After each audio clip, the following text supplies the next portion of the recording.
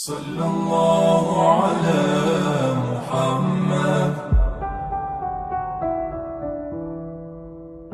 قرآن مجید فرقان حمید نے میاں بیوی کا جو رشتہ بیان کیا ہے نا، اس رشتے کو آپ سمجھیں جو قرآن پاک نے میاں بیوی کا رشتہ بیان کیا۔ کہن لباس لکم وانتم لباس لہن، فرمایا بیویاں تمہارا لباس ہیں اور تم ان کا لباس ہو۔ وہ تمہارا لباس ہے اور تم، اللہ اکبر، کیسا خوبصورت لفظ قرآن پاک نے، ہن لباس لکم وانتم لباس لہن، فرمایا وہ تمہارا لباس ہے اور تم، سمجھ آ رہی ہے نا جی بات کی، وہ تمہارا لباس ہے اور تم ان کا لباس ہو۔ تین خوبیاں تو ہر لباس میں ہوتی ہیں، تین چیزوں کے لیے لباس پہنا جاتا ہے، تین چیزیں، تین قسم کی آسائشیں لباس میں پائی جاتی ہیں، اس پر تو تمام مفسرین کا اتفاق ہے۔ سب سے پہلی چیز، لباس جو ہوتا ہے وہ بندے کو گرمی اور سردی سے بچاتا ہے۔ سخت سردی میں لباس لے لیں تو بندہ سردی سے بچ جاتا ہے۔ اس کا مطلب یہ ہوا کہ میاں بیوی ایک دوسرے کا لباس ہیں۔ اگر بیوی کی طرف کوئی تکلیف آتی ہے تو میاں اس کو بچاتا ہے، اور اگر میاں کی طرف کوئی تکلیف آتی ہے تو عورت اس کو بچاتی ہے۔ میاں بیوی ایک دوسرے کا لباس ہے۔ لباس کیا کرتا ہے؟ لباس آدمی کے عیب چھپاتا ہے، اس کے وجود پر کتنے دھبے ہیں، کتنے نشان ہیں، وہ سارے چھپا لیتا ہے لباس۔ میاں بیوی ایک دوسرے کے عیب چھپانے والے ہوتے ہیں، عیب بتانے والے، رونا رونے والے نہیں ہوتے کہ بی بی جب بھی میکے گئی اس نے جا کے رونا شروع کر دیا، اتنی میں تانگو دوسرا ہے ہی کوئی نہیں۔ اور خامد صاحب جب بھی ملے انہوں نے ایک ہی راگ الاپنا شروع کر دیا کہ میری کیا بات تھی، مجھے مل کیا گیا ہے، میں کیا تھا، میرے ساتھ ہوا کیا ہے۔ تو لباس ہیں، ایک دوسرے کا عیب چھپائیں گے، بولیے ایک دوسرے کا عیب چھپائیں گے، ایک دوسرے کی غلطیوں کی پردہ پوشی کریں گے۔ اور تیسرا، لباس کا کیا مقصد ہوتا ہے؟ لباس شخصیت کا آئینہ دار ہوتا ہے۔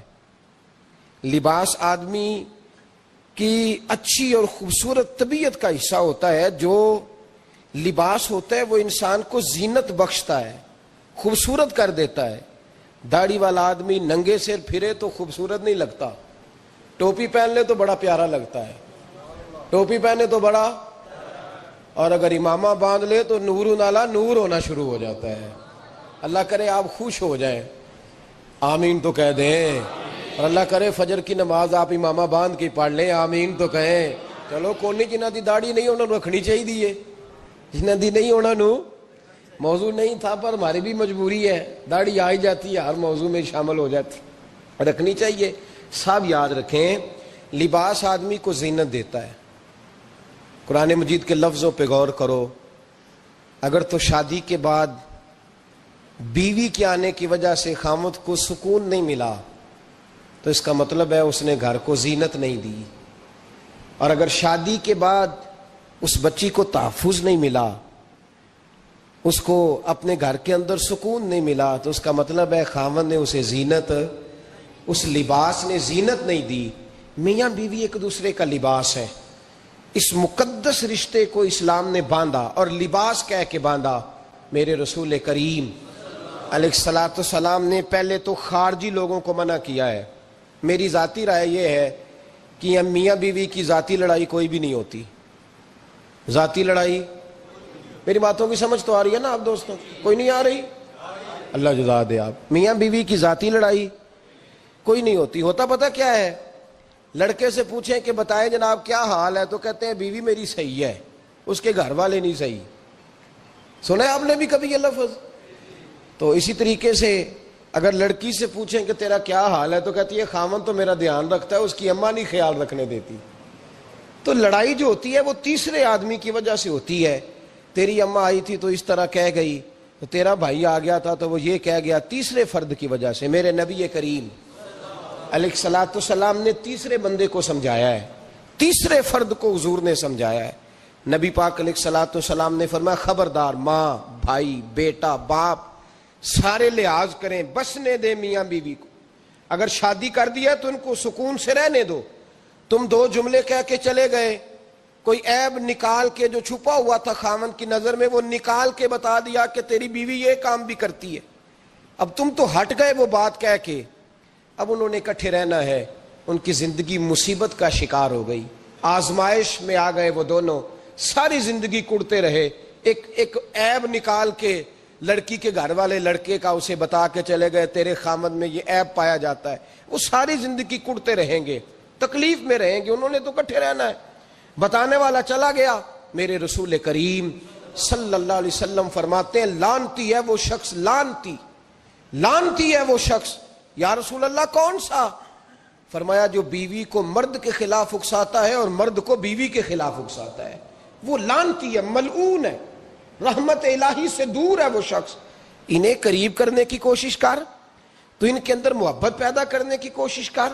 میرے نبی کریم علیہ الصلوۃ والسلام نے جب حضرت سیدہ فاطمہ الزہرا رضی اللہ تعالی عنہا اور جناب سیدنا علی المرتضیٰ رضی اللہ تعالی عنہ کی شادی کی, تو نبی پاک نے دونوں کے سر جوڑے اور دونوں کے درمیان محبت کی دعا فرمائی.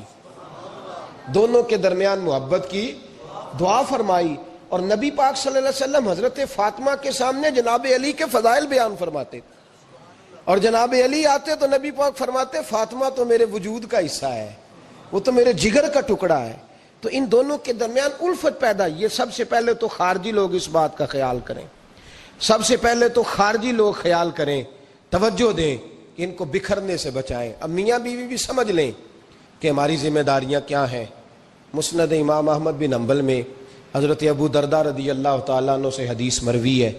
نبی کریم صلی اللہ علیہ وسلم کی بارگاہ میں ایک خاتون نے آ کے عرض کیا یا رسول اللہ صلی اللہ علیہ وسلم مجھے بتلائیے خاوند کا حق کیا ہے. یہ جو حدیث سنانے لگا ہوں نا, یہ بیٹی کو سنانی ہے جا کے, یہ ٹیلی فون کر کے بہن کو سنانی ہے. صرف بیوی کو سنانے کی نہیں ہوتی یہ چیزیں. یہ حدیث بیٹی کو سمجھائیں, بہن کو سمجھائیں, ان لوگوں کو سمجھائیں تاکہ, اور یہ یاد رکھیں خاوند کے حقوق اگر بچی کے گھر والے اسے سکھائیں نا تو اس کی سمجھ میں جلدی آ جائیں گے, اور بیوی کے حقوق اگر خاوند کے گھر والے اس کو سمجھائیں تو اس کی سمجھ میں بات جلدی آئے گی. وہ خیر خواہ سمجھتے ہیں اپنے رشتہ داروں. یہ والی حدیثیں ان لوگوں کو سنانی چاہیے جن لوگوں کا بچہ ہے یا بچی ہے. متعلقہ آدمی حقوق بیان کرے. جب متبادل چیز کسی کے سامنے آتی ہے تو وہ کئی دفعہ سمجھتے ہیں کہ خلوص اس میں پورا نہیں پایا جاتا. حضرت ابو درداء رضی اللہ تعالیٰ عنہ فرماتے ہیں ایک خاتون حضور کی بارگاہ میں آئی, عرض کرنے لگی یا رسول اللہ صلی اللہ علیہ وسلم میں نکاح کرنا چاہتی ہوں, شادی کرنا چاہتی ہوں, مجھے بتلائیے خاوند کا حق کیا ہے. اگر تو میں ادا کر سکتی ہوں تو میں نکاح کروں, ورنہ میں اس کام سے بچوں. میرے نبی کریم علیہ الصلوۃ والسلام نے فرمایا بی بی اگر خاوند کے ناک سے رینٹ نکلے, ریشہ نکلے, پیپ بہے اس کی ناک سے, اور بی بی اپنی زبان سے وہ صاف کر دے تو پھر بھی اس کا حق ادا نہیں ہوتا. حضرت ابو درداء کہتے ہیں آنکھ کھول کے اس عورت نے دیکھا تو میرے نبی پاک نے اگلے جملے ارشاد فرمائے. حضور نے فرمایا تو ان باتوں میں حیرت کر رہی ہے, میں اگر خدا کے علاوہ کسی کو سجدے کا حکم دیتا تو میں عورت کو کہتا اپنے خاوند کو سجدہ کرے, میں اس کو کہتا یہ کام کرے. میرے رسول کریم علیہ الصلوۃ والسلام نے حقوق کا تعین فرمایا, حقوق کا تعین فرمایا. اور نبی کریم صلی اللہ علیہ وسلم نے فرمایا جو عورت اس حال میں مر گئی, اس حال میں دنیا سے گئی کہ اس کا خاوند اس سے راضی تھا, اس کا شوہر اس سے راضی تھا, اس کا گھر والا اس سے مطمئن تھا, تو میرے نبی پاک فرماتے ہیں جب دنیا سے جائے گی تو رب کریم جنت کا دروازہ کھول کے فوراً ہی جنت میں داخل فرما دے گا. اس کو بغیر روک ٹوک جنت دے دی جائے گی. شرط یہ ہے کہ وہ جب دنیا سے جائے تو اس حال میں جائے کہ اس کا خاوند اس سے شکوے نہ کرتی پھرے, شکایتیں نہ کرتی پھرے, شکایتیں نہ کرے. ہمارے زمانے میں شکایتیں ہوتی ہیں اور خواتین عورتیں اس بات کو سمجھتی نہیں کہ اللہ نے جو میرے نصیب میں رکھا تھا اور جو خاوند رب نے میرے لیے پسند کیا تھا وہ اللہ نے مجھے عطا فرما دیا ہے. وہ شکوے کرتی ہیں, شکایات کرتی ہیں, اور دوسری عورتوں کو سامنے رکھ کے وہ فلاں کے حصے میں یہ چیز آئی, فلاں کے حصے میں یہ چیز آئی, فلاں کا خاوند یوں کرتا ہے, شکوہ کرتی ہیں. میرے رسول پاک علیہ السلام نے فرمایا عورتیں کثرت سے جہنم میں جائیں گی، کثرت سے۔ تو ایک صحابی رو پڑے، ایک حدیث میں لفظ یہ ہے رو پڑے، عرض کرنے لگے یا رسول اللہ وہ ہماری مائیں بھی ہیں، بیٹیاں بھی ہیں، بہنیں بھی، حضور جہنم میں جائیں گی؟ نبی پاک صلی اللہ علیہ وسلم نے فرمایا ایک تو وہ عیب جوئی کرتی ہیں، غیبتیں کرتی ہیں، دوسرا رب کا شکر ادا نہیں کرتی، اور تیسرا فرمایا اپنے خامن کا بھی شکریہ ادا نہیں کرتی، بات بات پہ ناشکری کرتی ہیں، بات بات پہ ناشکری کرتی، اس سبب سے جہنم میں جائیں گے۔ عورت کے حقوق کا تعین فرمایا، اور ساتھ ہی میرے رسول پاک علیہ السلام نے مرد کی طرف توجہ فرمائی، اور کیا خوبصورت لفظ ارشاد فرمایا تم میں ہر آدمی اپنے آپ کو اچھا سمجھتا اور اچھا کہتا ہے، ہر آدمی کہتا ہے، لیکن کوئی اگر مجھے آ کے پوچھے گا کہ محبوب آپ کی امت میں اچھا کون ہے، تو حضور فرماتے ہیں میں اسے اچھا سمجھوں گا جو اپنے گھر والوں کے حق میں اچھا ہے، جو اپنی بیوی خیرکم لأہلہ، تم میں سے بہترین وہ ہے جو اپنے گھر والوں کے لیے اچھا ہے۔ اور فرمایا جاؤ میرے گھر جا کے پوچھ لو وانا خیرکم لأہلہ، میں تم سب سے زیادہ بڑھ کر اپنے گھر والوں کے لیے اچھا ہوں، تم میں بہترین وہ ہے جو اپنے گھر والوں کے لیے، بال بچوں کے لیے، بیوی کے لیے اچھا ہے۔ رسول کریم علیہ السلام نے خاوند کو حکم دیا اور ارشاد فرمایا کہ عورت ٹیڑھی لکڑی ہے، بیچاری کو اللہ نے عقل پوری نہیں دی۔ ایک بچہ چھوٹا ہوتا ہے، ہمیں پتہ ہوتا ہے کہ اس کا شعور پورا نہیں، اگر کوئی غلطی کرے تو کیا اسے نکال دیا جاتا ہے گھر سے؟ بولے، چھوٹا بچہ ہے، وہ کئی دفعہ بڑا نقصان کر دیتا ہے، آپ کیا کہتے ہیں؟ اسے مارتے ہیں، کلاڑی لے آتے ہیں اس کے لیے؟ اس طرح کرنا چاہیے، اس کے ابے کو بلا لینا چاہیے، بےزتی کرنی چاہیے پنچایت میں بٹھا کے کہ یہ غلطی کی ہے تیرے بچے نے۔ بھائی دادا یہ کام کرتا ہے؟ بولے نا، کیوں نہیں کرتا؟ وہ کہتا ہے ہمارا بچہ نہ سمجھ ہے، اپنا پوتا ہے، ہمارا اپنا ہے، اگر ہم اس کا ایپ باہر نکالیں گے تو بڑا کام غلط ہو جائے۔ لیکن وہی ابا جی جب بہو کوئی غلطی کر بیٹھتی ہے تو پنچایت بلاتے ہیں، لوگوں کے سامنے معاذ اللہ تعالیٰ بڑی کڑوی کسیلی باتیں کرتے ہیں، ایسی باتیں کرتے ہیں کہ جو ان کی بیٹی کے بارے میں کہی جائے تو وہ کبھی پسند نہ کریں، اتنے سخت جملے کہے جاتے ہیں، بیٹی والے کو رسوا کیا جاتا ہے۔ میرے نبی کریم علیہ السلام نے فرمایا یہ ٹیڑھی لکڑی ہے، بیچاری کو اللہ تبارک و تعالیٰ نے اپنی حکمت کے تحت عقل عادی عطا فرمائی ہے، تم اگر چاہو گے سیدھی کرنا تو یہ ٹوٹ جائے گی، سیدھی نہیں ہوگی۔ حضور کیا کریں؟ فرمایا اس کے ساتھ گزارا کرو، اللہ تمہیں اجر عطا فرمائے گا، اس کے ساتھ وقت گزارو، اللہ تمہیں اس کا، یہ ذہن بنانا چاہیے خاوند کو کہ یہ، اور خاوند کی ذمہ داری ہے۔ اعلیٰ حضرت رحمۃ اللہ علیہ نے فتاوی رضویہ کی 24ویں جلد میں بالتفصیل لکھا ہے، آپ فرماتے ہیں خاوند کی ذمہ داری عورت کو کپڑا فراہم کرنا، روٹی فراہم کرنا، رہنے کے لیے گھر دینا، نان نفقے کا خیال کرنا، اور آپ فرماتے ہیں اگر وہ مطالبہ کرے تو ہفتے میں ایک دن اس کے ماں باپ سے ملانے بھی لے جا سکتا ہے، ہفتے میں، جی کوئی نہیں بول دے تسی، ہفتے نہیں، یہ نہیں صحیح لفظ، ہر ہفتے اے سوکھ ہے، کدوں ملان کرنا ہے؟ پاویں نہ بولو، گل جڑی سچی ہو تے سچی ہے، ملان کدوں لے جانا ہے؟ اچھا اپنی اماں نو روز ملتا ہے سویرے شام، تے وہ کہندی مینوں بھی اماں نو ملا لیا، تے کہندا روز نہیں جائیدا، تے تم بھی نہ ملا اپنی اماں نو روز بھائی۔ لیکن ہاں اعلیٰ حضرت فرماتے ہیں ہفتے میں ایک دفعہ ماں باپ سے بولے۔ بیٹی کا پیار ماں باپ سے زیادہ ہوتا ہے کہ بیٹے کا؟ تو سارے نو پتا ہے، یعنی تسی گھٹ کر دے ہو نا تاں بیٹی دا نام لیا جے، صحیح بات کر رہا ہوں؟ تو جس کا پیار زیادہ ہے اس کو روک دیا کہتے نہیں روز نہیں جائیدا، سال بعد جائیں، بلکہ ان تے اللہ خیر کرے، اللہ پاک فضل کرے، داماد صاحب کی عزت ہی نہیں نہ ہوتی، اس کو آنکھوں پہ بھی اٹھائے تو کہتے تیرے گھر دے میری عزت نہیں کر دے، پتہ نہیں ہن تو عزت بھائیا کیڑی شے دا نام رکھیا ہے، وہ کیڑی ہے جڑی تینوں چاہیے، اللہ ہی بہتر جانتا ہے۔ عزت نہیں کرتے تو لہذا میرا پروٹوکول نہیں، پھول لے کے کھڑے نہیں ہوتے گلی میں، وہ باہر نہیں نکلتے، وہ اشتہار نہیں چھاپتے کہ داماد صاحب آ رہے ہیں، اور ویسے بھی میں کہاں جاؤں، مطلب یہ کہ چپس بھی نہیں ہے، انہوں نے سنگ مرمر بھی نہیں لگوایا ہوا، تو میں کیسے جاؤں، میری شان کے خلاف۔ اعلیٰ حضرت فرماتے ہر ہفتے وہ بیٹی جو ہے، تو بیٹیاں ہوتی ہیں، اور یہ تو اس دن پتہ چلتا ہے نا جب اپنی بیٹی بندہ ڈولی میں ڈالتا ہے، پھر پتہ چلتا ہے کہ دل کرتا ہے ہر ہفتے اس کو ملنے کو، دل کرتا ہے کہ وہ آئے، چہرہ دکھائے، ایک دفعہ مل جائے، ہر ہفتے اس کو ملوانے لے کے جائے، اس کی غلطیاں معاف کرے، اس کے عیبوں پہ پردہ ڈالے، اس کی کوتاہیوں کا خیال کرے، اس سے درگزر کرے۔ میرے نبی کریم صلی اللہ علیہ وسلم نے فرمایا میں اپنی امت کو حکم دیتا ہوں کہ اپنی بیوی سے بغض نہ پالنا، بغض نہ پیدا کرنا، کوئی غلطی کرے تو بغض نہ پیدا کرنا، بغض نہ رکھ لینا سینے میں کہ تو ہے ہی ایسی، تو ہے ہی، بغض نہ پالنا۔ اور کیا خوبصورت لفظ ہیں حضرت خدیجۃ الکبریٰ کے سرتاج کے، اور کیا لفظ ہیں جناب سیدہ آمنہ کے لال کے۔ میرے نبی پاک فرمانے لگے اگر تمہیں اپنی بیوی کی کوئی عادت ناپسند ہے تو غور کر لو، ڈھونڈ لو، اس میں ایسی بھی عادت تمہیں ضرور مل جائے گی جو تمہیں بڑی پسند ہوگی۔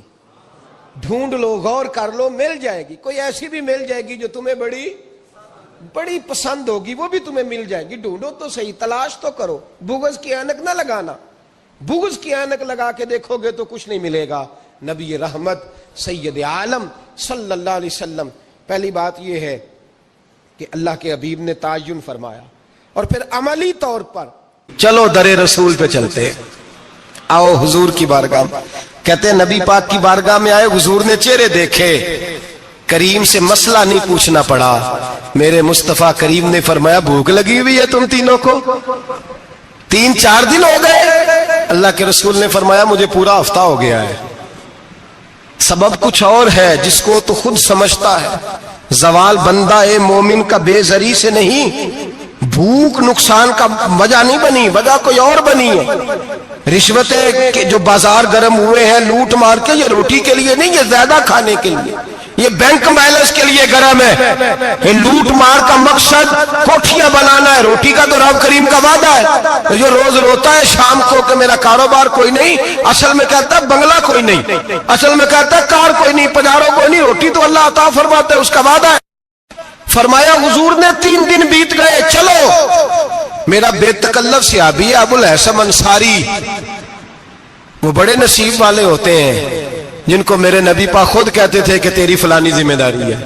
اس زمانے کا تو کسی کو کہہ دیا جائے یہ تیری ذمہ داری ہے تو کہتا ہے یہ تو پھٹیکے ڈالنے لگ گیا ہے، یہاں سے تو چھٹی کر جانی چاہیے۔ خوش ہوتے تھے صحابہ کہ ہماری ذمہ داری لگی۔ کہتے ہیں حضرت ابو الحسن انصاری کے گھر گئے، نبی پاک نے فرمایا بھوک بڑی لگی ہے، کھانا لا۔ کہتے ہیں حضور نے اسے کہا تو اس آدمی کو تو وجد ہی ہو گیا، اس نے کہا میرے اتنے نصیب کہ حضور کا یہ کھانا کھلا۔ آؤ دیکھو دنیا والو، آج جو سب سے زیادہ عزت والا ہے وہ میرا مہمان بنا ہوا ہے۔ فرماتے ہیں وہ دوڑے گئے، بکری اٹھائی، ذبح کی، بیوی کو کہنے لگے روٹی تیار کر، ادھر کھجوریں توڑی، انگور توڑے، کہنے لگے حضور آپ جب تک تناول کریں تب تک کھانا پک جاتا ہے۔ حضرت عمر کہتے ہیں روٹی پک کے آئی، بڑا پیارا گوشت، بڑا اچھا سالن، بڑا خوبصورت خلوص والا کھانا۔ فرماتے ہیں میں نے بڑا ہی کھایا۔ نبی پاک نے نہ ایک روٹی لی اور چھوٹی چپاتی، تھوڑا تھوڑا سالن کونوں سے، اور جب نبی پاک نے کھا لیا تو حضور کی آنکھوں میں آنسو آئے۔ حضرت عمر کہنے لگے حضور روئے کیوں؟ نبی پاک نے فرمایا سوچتا ہوں 7 دن کے فاقے کے بعد کھایا ہے، پر ڈرتا ہوں رب اس کا حساب پوچھے گا تو جواب کیسے دینا ہے، اس کا حساب بھی تو دینا ہے نا جو کھایا ہے۔ تو حضرت عمر فاروق کے ہاتھ میں کچھ چیز تھی، زور سے زمین پہ ماری، کا محبوبہ 7 دن کے بعد بھی روٹی کھائے تو حساب دینا ہے۔ نبی پاک فرمانے لگے عمر وہ مالک ہے نا، تو جب دیتا ہے تو حساب نہیں لے سکتا، حساب تو دینا ہے، حساب تو دینا ہے، تیاری رکھو۔ صحابہ کرام فرماتے ہم نے ارادہ کیا کہ آج کے بعد ہم پھر فاقے کریں گے، کم کھائیں گے، اس لیے کہ حساب دینا ہے۔ میرے بھائی وہ فاقہ کشی کرتے تھے، ڈرتے تھے۔ یہاں تو لوگ کھا کے بیمار ہیں، کھاتے جا رہے ہیں، سوتے جا رہے ہیں، کھاتے جا رہے ہیں، سوتے جا رہے ہیں۔ یہ بھی وقت آئے گا رمضان شریف کا، سویرے درس پہ آؤ کہتے نیند بڑی آتی ہے، سویرے 2 سپارے پڑھ کے سویا کرو کہتے صاحب نیند بڑی آتی ہے، فجر کے بعد ہی تو وقت ہوتا ہے اللہ اللہ کرنے کا، سحری کا، کھاتے جا رہے ہیں، سوتے۔ لوگ جماعت سے نماز نہیں پڑھتے، سو جاتے، جماعت کا ثواب چھوڑ کے سو جائیں گے۔ بھائی رمضان مبارک میں فاقہ کشی کی ٹریننگ ہوتی ہے، فاقہ کشی کی تربیت لے، رمضان میں روکے اپنے آپ کو، تربیت ہوگی۔ اور ہمارے صوفیاء فرماتے ہیں جو زیادہ کھاتا ہے اس کا نفس اس کو زیادہ پہ مائل کرتا ہے، خواہشات نفس پیدا ہوتی ہیں۔ میرے نبی پاک علیہ السلام نے جوانوں کو حکم دیا ہے یا معاشر الشباب، او جوانوں یا رسول اللہ کیا حکم ہے؟ فرمایا یا نکاح کر لو اگر طاقت ہے، نہیں طاقت تو روزے رکھو۔ حضور روزے سے کیا ہوگا؟ فرمایا تمہارا نفس کچلا جائے گا، شیطان وسوسہ اندوزی نہیں کرے گا۔ آج نوجوان بڑھ بڑھ کے کھاتا ہے، بہت زیادہ کھاتا ہے، کبھی اس ہوٹل سے کھاتا ہے، کبھی اس ہوٹل سے کھاتا ہے۔ اتنا زیادہ کھائیں گے تو نفسانی قوتیں اچھل کر کے آئیں گی، مشکل ہو جائے گا۔ شادیاں دیر سے ہوتی ہیں، ماں باپ آنکھیں بند کر کے بیٹھے ہوئے ہیں۔ اگر ماں باپ کی ذمہ داری ہو اور ماں باپ نکاح نہ کریں تو نبی پاک نے فرمایا بچے گناہ کریں گے تو جتنا گناہ بچے کو اتنا باپ کو بھی ہوگا۔ تو ماں باپ چپ ہیں، دوسرا شادی مشکل بڑی ہے، مہنگی بڑی، اور تیسرا نہیں کر رہے کچھ لوگ تو روزے بھی نہیں رکھ رہے۔ تو رمضان ان کے لیے بھی وقت ہے، نفسانی قوتیں کچلی جائیں گی۔ کھانا جتنا کم کھایا جائے گا اتنا وجود کے اندر نفسانی خواہشات کم پیدا ہوں گی۔ تو رمضان تو پریکٹس ہے مجاہدے کی، دین کی۔ اور دوسرا میرے حبیب پاک صلی اللہ علیہ وسلم نے فرمایا ہے، حضور فرماتے ہیں کہ رمضان اور قرآن کا آپس میں رشتہ ہے۔ قرآن پاک کتنا پڑھنا چاہیے روزانہ؟ زیادہ سے اللہ جزا دے، امید ہے آپ زیادہ سے زیادہ ہی پڑھتے ہوں گے۔ بھائی سنیں، حدیث مبارکہ میں نبی پاک نے فرمایا رمضان اور قرآن دونوں مل کے نا، بڑی پیاری حدیث ہے، فرمایا دونوں مل کے اللہ کی بارگاہ میں میری امت کی سفارش کریں گے۔ رمضان اور اللہ اکبر، کس طرح؟ نبی پاک فرماتے ہیں رمضان کہے گا اے اللہ دن کے وقت میں نے اسے تیری رضا کے لیے کھانے پینے سے باز رکھا، اور قرآن کہے گا یا اللہ رات کو تیری رضا کے لیے کھڑا ہو کے یہ قرآن سنتا تھا۔ رمضان اور قرآن دونوں سفارش کریں گے۔ ہم نا بڑا کچھ پڑھتے ہیں، سنتے ہیں، سیکھتے ہیں، اب یقین کریں یہ کھاتے بھائی کا بھائی سے اختلاف ہو جائے نا تو وہ 30 سال پرانے کھاتے کھول کے لے آتا ہے، ساری رات ڈھونڈتا ہے کہ میرے پیسے کہاں سے نکلتے ہیں، پڑھ لیتا ہے۔ قرآن پاک کی باری آتی ہے تو نہیں پڑھتے قرآن پاک۔ ابا جی کا ختم ہوتا ہے تو مانگتے پھرتے ہیں، کہتے ہیں 2 قرآن پاک، 10 قرآن پاک۔ یہ باتیں بتانی نہیں چاہیے، کرنی نہیں چاہیے، لیکن چونکہ تربیت کے لیے بیٹھا ہوں تو کر دیتا ہوں۔ میرے شاگردوں سے پوچھیں، یہاں مدرسہ ہے الحمدللہ، درجنوں طلباء ہیں، اساتذہ ہیں، میرے پیر بھائی ہیں، اور میرا یہ دعویٰ ہے کہ شاید کوئی کسی سے اتنا پیار کرتا ہو جتنے میرے شاگرد اور مرید مجھ سے کرتے ہیں، لیکن میں نے کبھی کسی سے نہیں کہا کہ ذرا سورت فاتحہ پڑھ کے دینا، میں نے اپنے ابا جی کو ثواب دینا ہے۔ پوچھنے کسی سے نہیں کبھی کہا، کبھی نہیں میں نے کہا کہ ذرا مجھے تھوڑا سا قرآن پڑھ دیں۔ میں اس کو ناجائز نہیں کہتا، پڑھوانا چاہیے، لیکن میں اپنے والدین کے لیے کبھی سوال نہیں کرتا کہ مجھے ذرا پڑھ کے دو، میں نے بخشنا ہے، اس لیے کہ میں نے ذاتی طور پہ روٹین بنائی ہے۔ میں سمجھتا ہوں کہ کائنات کے اندر میرے اوپر جن لوگوں نے احسان کیے ان میں سب سے زیادہ حصہ میرے ماں باپ کا ہے۔ میں سمجھتا ہوں اس بات، کتنا نالائق ہوں میں کہ میں 1 مہینے میں ایک قرآن پاک بھی پڑھ کے ان کی روح کو احسال نہیں کر سکتا۔ میرا یہ طریقہ ہے ذاتی، میں قدغن نہیں لگاتا، میرا ذاتی طریقہ یہ، الحمد سے شروع کرو اور 2 سورتیں چھوڑ کے قرآن پاک ختم کر دو آخری، اور پھر فلق اور ناس صورتیں ساتھ لے جاؤ۔ یہاں بیٹھ کے سال ثواب نہیں کرنا، ختم نہیں دلانا، ساتھ لے جاؤ، قبر پہ کھڑے ہو جاؤ اور فلق اور ناس صورتیں قبر پہ بیٹھ کے تلاوت کرو، اور جو قرآن مجید پڑھا ہے ان کی روح کو وہاں احسال کرو۔ او بھائی، اولاد جب ماں باپ کے لیے پڑھتی ہے تو اسے کہنا نہیں پڑتا اللہ بخش دے، اس لیے کہ اولاد کی نیکیاں خود بخود ماں باپ کے کھاتے میں جمع ہوتی ہیں، خود نیکیاں جمع ہوتی ہیں۔ میرے بھائی تو بچوں سے یہ تو مطالبہ کرتا ہے کہ بیٹا اس سال رمضان المبارک میں میرے لیے ستو ضرور بنانا، فلانی چٹنی ضرور تیار کرنا، یہ کیوں نہیں کہتا بیوی سے کہ ڈشیں کم بنانا، تو بھی بیٹھ کے قرآن پاک پڑھ، میں بھی قرآن پاک پڑھتا ہوں۔ ادھر آؤ بیٹا یہاں بیٹھ کے تلاوت کرو، میں بھی کرتا ہوں۔ بیٹی ادھر آؤ بیٹھ کے قرآن پاک پڑھو، کتنا وقت لگتا ہے؟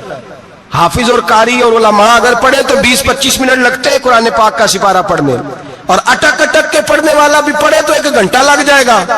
اور میرے نبی پاک صلی اللہ علیہ وسلم نے فرمایا جو قرآن پڑھتے ہوئے اٹکتا ہے اللہ اسے ڈبل ثواب عطا فرماتا ہے۔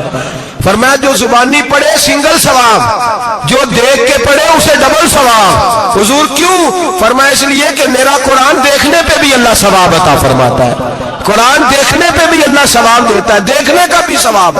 رمضان شریف میں قرآن پاک پڑھے، کھول کے پڑھے، اور میرے بھائی اگر تیرا بچہ پڑھے، اگر تیری بیٹی پڑھے، کائنات کا خوش نصیب باپ وہ ہے اس کا بیٹا قرآن پڑھے، چاہے ناظرہ ہی پڑھے، جس کی بیٹی پڑھے۔ زندگی میں انہیں اس کام پہ لگا جاؤ، مرنے کے بعد بھی پڑھیں گے۔ امام جلال الدین سیوطی شافعی رحمت اللہ علیہ فرماتے حضرت عیسیٰ قبر کے پاس سے گزرے، قبر پہ عذاب ہو رہا تھا، اللہ کا غضب برس رہا تھا، جناب عیسیٰ استغفار پڑھتے ڈرتے گزر گئے۔ تھوڑی دیر کے بعد، چند گھنٹوں کے بعد گزرے تو اسی قبر پہ پھول کھلے ہوئے تھے، رحمت برس رہی تھی۔ حضرت عیسیٰ علیہ السلام عرض کرنے لگے مولا تو بے نیاز ہے، میری طاقت نہیں تیرے کاموں میں بولنے کی، پر ابھی تو یہاں عذاب ہو رہا تھا، ابھی رحمت برس رہی ہے۔ جناب عیسیٰ کہتے ہیں آواز خدا بندی آئی، عیسیٰ بندہ بڑا گناہگار تھا، پاپی تھا، مجرم تھا، خطا کار تھا، لیکن جب اس کا انتقال ہوا، اس کی بیوی حاملہ تھی، اس کے پیٹ میں بچہ تھا، بچہ اس کے انتقال کے بعد پیدا ہوا، آج وہ 4.5 سال کا ہوا ہے، مکتب میں گیا ہے، مدرسہ میں گیا ہے، استاد نے بسم اللہ شریف پڑھائی ہے، فرمایا اس نے توتلی زبان سے کہا ہے بسم اللہ الرحمن الرحیم، کہ ایسا مجھے بتلا اس زمین پر وہ معصوم جسے ابھی رحمان اور رحیم کہنا نہیں آتا، وہ توتلی زبان سے مجھے رحمان اور رحیم کہے اور میں اسی زمین پہ اس کے باپ کو عذاب دوں؟ فرمایا اس نے ایک بار رحمان اور رحیم کہا ہے، میں نے اس کی باپ کی قبر کو نور سے معمور فرما دیا ہے، نور سے بھر دی ہے قبر، برکت سے بھر دی ہے۔ اللہ کرے میرے بیٹے بھی قرآن پڑھے، اللہ کرے میری بیٹیاں بھی قرآن پڑھے، اللہ کرے ہم سب کی اولادیں قرآن پاک پڑھے۔ لیکن نا امام اعظم ابو حنیفہ رمضان میں 61 قرآن پاک پڑھتے تھے۔ کتنے؟ 60 ایک، اللہ اکبر، ایک قرآن پاک دن میں پڑھتے پورا، ایک رات کو پڑھتے، ایک تراویح میں پڑھتے، 61 قرآن پاک امام صاحب پڑھتے۔ آپ فرماتے میں نے چھوڑ دیے سارے وظیفے، میں صرف رسول اللہ کا قرآن پڑھتا ہوں۔ رمضان سارا قرآن پاک، سارا رمضان۔ اب تو عادت ہی نہیں رہی ہمیں قرآن پاک کی۔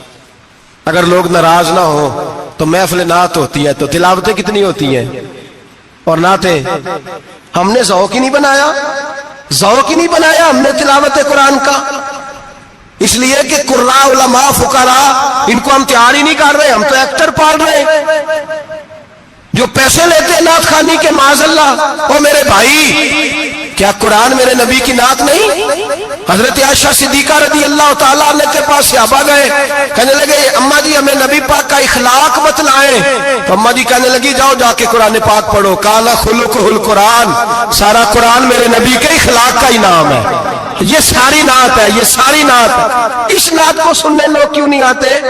اتنا راش میں اپنے نعت میں اتنا تراویح پہ کیوں نہیں ہوتا؟ اور ملت کا جوان یاد رکھے، بوڑھے تراویح پڑھتے ہیں، ضعیف تراویح پڑھتے ہیں، گھٹنوں میں درد ہے تراویح پڑھتے ہیں، بیمار بوڑھے تراویح پڑھتے ہیں، جوان وہاں چوک میں کھڑے۔ کیا جوانی اس لیے ہے چوکوں میں کھڑا ہوا جائے؟ کیا جوانی اس لیے ہے کہ سعودی عرب جانے کے لیے پاسپورٹ بنانا ہو تو 2.5 گھنٹے کھڑا رہے تو؟ شناختی کارڈ کے دفتر تو کھڑا رہے، پروٹیکٹر کے لیے کھڑا رہے، کافروں کے سامنے کاسا لیشی کرنے کے لیے تو کھڑا رہے، تو نوکری پہ جائے تو ساری رات کھڑا رہے، اور تو قرآن کے لیے کھڑا نہیں ہوتا؟ میرے محبوب نے فرمایا من قام ایمانا و احتسابا غفر له ما تقدم من ذنبه، فرمایا جو رمضان المبارک میں اللہ کی رضا کے لیے گناہوں کی معافی کے ارادے سے قیام کرے گا، راتوں کو عبادت کرے گا، اللہ اس کے پچھلے سارے گناہ معاف فرما دے گا۔ نوجوان ارادہ کریں، پروگرام بنائیں کہ انشاءاللہ قرآن پڑھنا بھی ہے، قرآن پڑھوانا بھی ہے، سننا بھی ہے، اور انشاءاللہ بولیے سننا بھی ہے اور پڑھنا بھی ہے اور پڑھانا بھی۔ ہمت کریں، دلیری کریں، آکے کھڑے تو ہو، اللہ توفیق عطا کرے گا۔ پہلی بات یہ کہ روزہ رکھیں، دوسری بات یہ کہ قرآن پاک کی تلاوت کریں، اور روزہ رکھیں تو روزے کے سارے حسن سمیت اسے رکھیں۔ نبی پاک نے فرمایا رمضان غمخاری کا مہینہ ہے، غمخاری کریں۔ ہمارے زمانے میں 2 قسم کی تکلیفیں ہیں، ایک تو غریب آدمی، اس کا حال یہ ہے کہ وہ مانگتے ہی گزارا کرنا چاہتا ہے، اس نے ہاتھ یوں کر لیا ہے تو اب اس کا یوں ہونے کو تیار نہیں۔ ضرورت اگر کسی آدمی کو کسی دروازے پہ لے جاتی ہے تو برا نہیں، لیکن سوال کا اپنے اوپر دروازہ کھول لینا یہ ٹھیک نہیں۔ فاقہ کشی پیدا کریں، حوصلہ پیدا کریں، تھوڑے پہ گزارا کرنا سیکھیں۔ غریبوں کو بھی اجازت نہیں کہ وہ نکل کھڑے ہوں میدان میں مانگنے کے لیے. ٹولیاں نکلتی ہیں رمضان میں, جتھے نکلتے ہیں خیرات کٹھی کرنے والے. بچیں. میرے نبی پاک صلی اللہ علیہ وسلم نے فرمایا جس نے بغیر ضرورت کے سوال کیا جب قیامت کے دن آئے گا تو اس کے چہرے کے اوپر گوشت نہیں ہوگا, صرف ڈھانچہ ہی ہوگا. اتنی بھیانک صورت میں آئے, بغیر اشد ضرورت کے سوال نہ کر, کبھی سوال نہ کر. اور امیروں سے گزارش ہے کہ رمضان ہمدردی کا مہینہ ہے, ہمدردی کریں تو سامنے والے کی عزت کا بھی خیال کریں. یہ بات درست ہے کہ غریب سیاڑا نہیں ہوتا, اس لیے کہ جس کی جیب میں پیسے نہیں ہوتے بھائی اسے عقل بھی نہیں ہوتی. جس کے گھر کار نہیں ہوتی اسے چلانے کا طریقہ, جس کے گھر اوون نہیں ہوتا اسے چلانے کا طریقہ بھی نہیں آتا. جس کے گھر میں چیزیں ہوتی ہیں اسے چلانا بھی آ جاتا ہے. جدے گھر دانے اودے کملے بھی اس کے سیانے ہو جاتے ہیں. تو چودھری صاحب, سیٹھ صاحب, نواب صاحب آٹا تقسیم کرتے ہیں, کھڑے ہو کے فوٹو کھچاتے ہیں, فیس بک پہ دیتے ہیں, اور ایک آٹے کا تھیلا اور 10 اخباروں میں فوٹو. اللہ سے ڈریں. رمضان ہمدردی کا مہینہ, ہمدردی کا.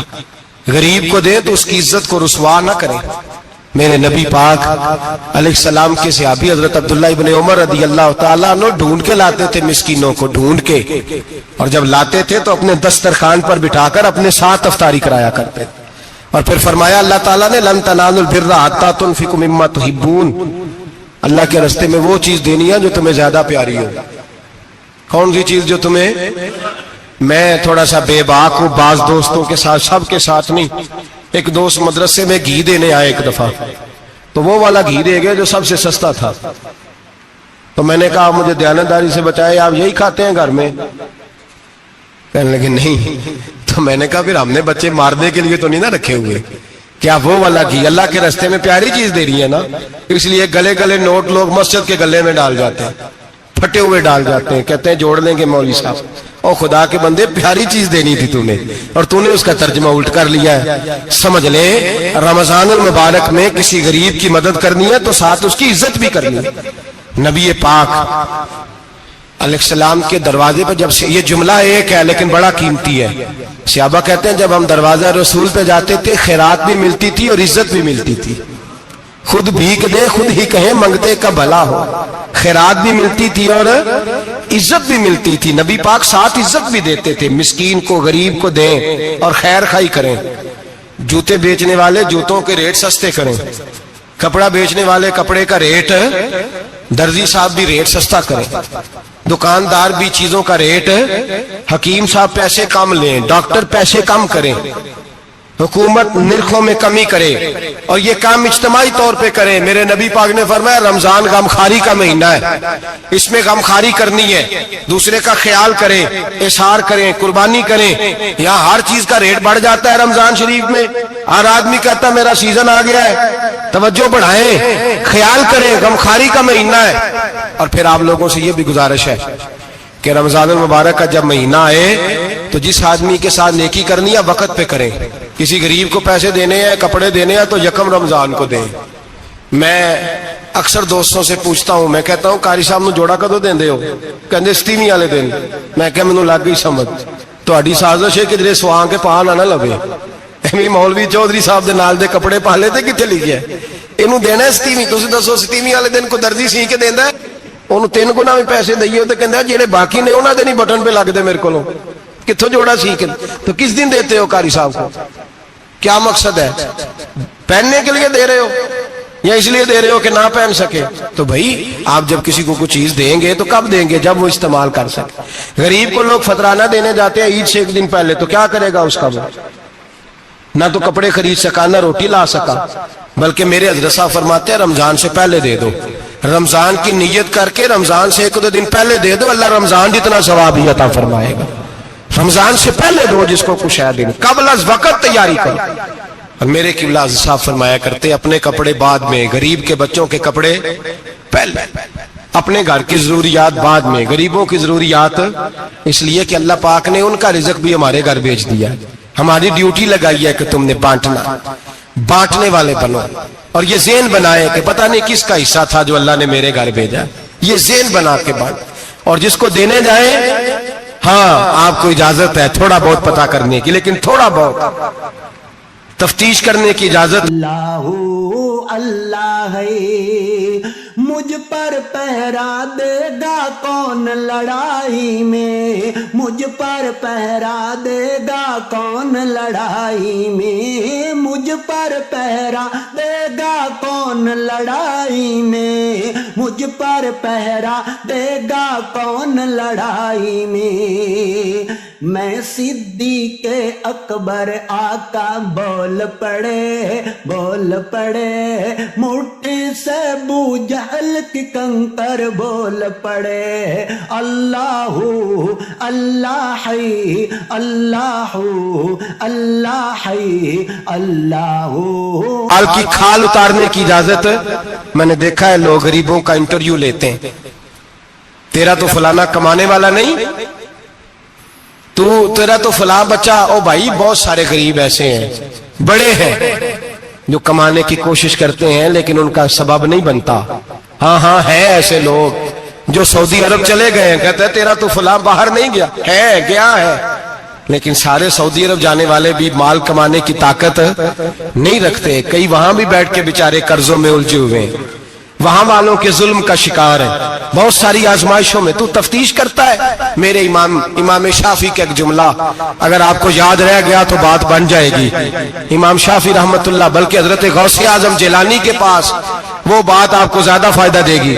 حضرت غوث اعظم جیلانی کو ان کا ایک مرید سمجھانے لگ گیا، کہنے لگا حضرت جی آپ سب کو ہی دیتے رہتے ہیں، ہر بندہ مستحق نہیں ہوتا، ذرا ٹٹول کے دیا کریں۔ تو غوث اعظم جیلانی فرمانے لگے بھائی مجھے تو لگتا ہے تو بھی ان چیزوں کا مستحق نہیں تھا جو اللہ نے تجھے عطا کر دی ہے، پہلے تو بتا تو مستحق تھا، تجھے اپنی حیثیت اوقات کا پتہ ہے جو اللہ نے تجھے دے دی ہے، طاقت تھی، کوالٹی تھی، تیرے اندر وہ صلاحیت تھی، رب نے تو نہیں تیری تفتیش کی کہ تو قابل ہے کہ نہیں، تو اللہ کے بندوں کی تفتیش کرتا پڑتا ہے۔ امام شافعی فرمایا کرتے، امام شافعی فرماتے رب تجھے پرکھ کے نہیں دیتا، ٹٹول کے نہیں دیتا، رسوا کر کے نہیں دیتا، تو غریبوں کے ساتھ یہ سارا ظلم کیوں کرتا ہے؟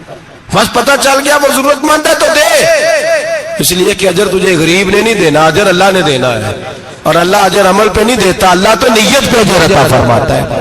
تو نیت دیکھ تیری کس طرح کی، تو میرے بھائی غریب کو دے، قبل از وقت دے۔ رمضان مبارک میں چوتھا کام، بات آخری اور چوتھا کام سنیں، رمضان میں دین سیکھیں۔ شیطان قید ہوتا ہے زیادہ سے زیادہ، اور جب آدمیوں کا پیٹ خالی ہوتا ہے نا تو ذہن جو ہوتا ہے نا وہ بھی اس کا فریش ہوتا ہے، اس میں کوشش کریں دین سیکھنے کی۔ میرے نبی کریم صلی اللہ علیہ وسلم نے اس دین کو علم کا دین قرار دیا ہے، شعور کا دین قرار دیا ہے، فہم کا دین قرار دیا۔ نبی پاک صلی اللہ علیہ وسلم نے فرمایا ایک عبادت کرنے والا عشاء کے بعد کھڑا ہو اور فجر تک نماز پڑھتا رہے، ایک عالم دین عشاء پڑھ کے سو جائے اٹھ کے فجر پڑھ لے تو وہ 70 عبادت کرنے والوں کا درجہ زیادہ نہیں، عالم کا درجہ پھر بھی زیادہ ہے، اس عالم دین کا درجہ زیادہ ہے، اس لیے کہ وہ لوگوں کو آگاہی دیتا ہے، شعور بخشتا ہے۔ یہ دین جو ہے یہ، اور نبی پاک صلی اللہ علیہ وسلم نے فرمایا عبادت کرنے والے پر عالم کا درجہ اتنا ہی زیادہ ہے جتنا میرا درجہ اپنے غلاموں پر زیادہ ہے۔ عالم کو حضور نے اتنا بڑا مقام دیا، دین سیکھیں، شعور حاصل کریں، یہ فقاہت کا دین ہے، شعور حاصل کرنے کا دین ہے۔ اور نبی پاک صلی اللہ علیہ وسلم نے فرمایا دین کی ایک بات سیکھ لینا 1000 نفل پڑھنے سے زیادہ درجہ رکھتی ہے، دین کی ایک بات سیکھ لینا 1000 جنازے میں شرکت سے زیادہ درجہ رکھتی، دین کی ایک بات سیکھ لینا، میرے نبی پاک صلی اللہ تعالی علیہ وسلم ارشاد فرماتے 1000 مریض کی عیادت کرنے سے زیادہ درجہ رکھتی۔ فرمایا جس نے رات کے ایک لمحے میں دین کی ایک بات سیکھی اللہ اسے ساری رات عبادت کرنے سے زیادہ ثواب عطا فرمائے گا۔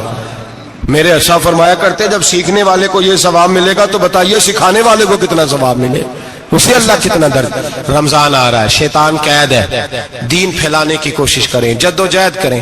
بڑی نیند آتی ہے فجر پڑھ کے، لیکن اگر کسی کا ارادہ بن جائے کہ دین سیکھنا بھی ہے اور دین بچوں کو، تو پھر کوئی نیند غلبہ۔ ایک مثال ایک عالم نے سمجھائی، کوئی بزرگ تھے درویش عالم، ان کے پاس ایک عورت آئی، کہنے لگی میں بچوں کو سویرے بڑا جگاتی ہوں، بچے جاگتے نہیں نماز کے لیے، بڑا عجیب جواب دیا بزرگوں نے، درویش نے، عالم نے. کہنے لگے بی بی کیوں نہیں جاگتے؟ جگایا کر، بیدار کیا کر، اٹھایا کر. کہنے لگی بڑی جدوجہد کرتی ہوں، اٹھتے نہیں، بیدار نہیں ہوتے. اللہ والے تھے نا. کہنے لگے یہ بتا اگر اس کمرے میں آگ لگ جائے تو پھر بچوں کو کیسے بیدار کرے گی؟ آگ سے بچانے کے لیے کیا کرے گی؟ پھر تو بالوں سے پکڑ بھی گھسیٹنا پڑا تو گھسیٹ کے کمرے سے لاؤں گی. پھر تو چوٹیں لگتی ہیں تو لگ جائے، پھر میں پرواہ نہیں کروں گی.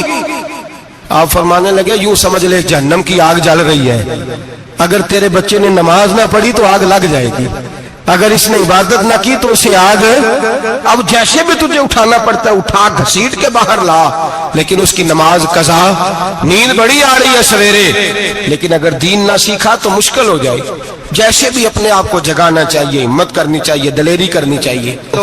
ہمیشہ مدحت خیر الانام میں گزرے، دعا ہے یہ عمر درود و سلام میں گزرے. آخر دعوا سانو یارو دسے انہاں اللہ لوکاں نے ٹوٹے ہوئے دلاں وچ رب دیاں چوکاں نے، ٹوٹے ہوئے دلاں وچ رب دیاں چوکاں نے.